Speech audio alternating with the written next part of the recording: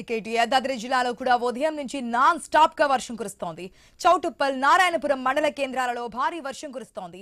వర్ష బీభత్సం దాటికి కొనుగోలు కేంద్రాల్లో ధాన్యం తడిసిపోయింది. మరోవైపు వలిగొండ మండలం మల్లెపల్లిలో భారీ వర్షానికి ఒక ఇల్లు కూలిపోయింది. రైట్, ఈ వర్షానికి సంబంధించిన అప్డేట్స్ మా ప్రతినిధి కిరణ్ ద్వారా తెలుసుకుందాం. కిరణ్, యాదాద్రి భువనగిరి జిల్లాలో గత రాత్రి వర్షం అయితే బీభత్సం సృష్టించింది. ఈ వర్షానికి అంటే గత రాత్రి నుంచి కురుస్తున్నటువంటి ఎడతెరిపి లేకుండా కురుస్తున్న వర్షానికి వెలుగొండ, నారాయణపురం, అదేవిధంగా చౌటుప్పల్ మండలాలకు సంబంధించి లోతట్టు ప్రాంతాలు మొత్తం కూడా జలమైనటువంటి పరిస్థితి అయితే ఉంది. ఇళ్లలోకి వరద నీరు చేరింది. ఇటు వెలుగొండ మండలం మల్లేపల్లి గ్రామం సంబంధించి ఒక పురాతన ఇల్లు కూడా కూలిపోయినటువంటి పరిస్థితి అయితే ఉంది.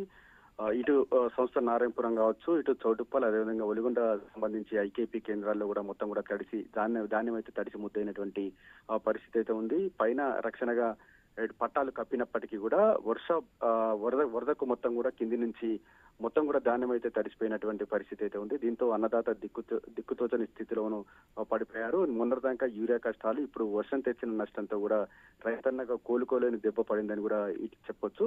అయితే ఇప్పటికే గత రాత్రి నుంచి కురుస్తున్నటువంటి భారీ వర్షానికి మొత్తం కూడా జనజీవనం అస్తవ్యస్తంగా మారినటువంటి పరిస్థితి అయితే ఉంది. ఇప్పుడే ఇళ్లలోకి చేరేటువంటి వరద నీరు మొత్తం కూడా బయటికి పంపేటువంటి ప్రయత్నం అయితే చేస్తా ఉన్నారు.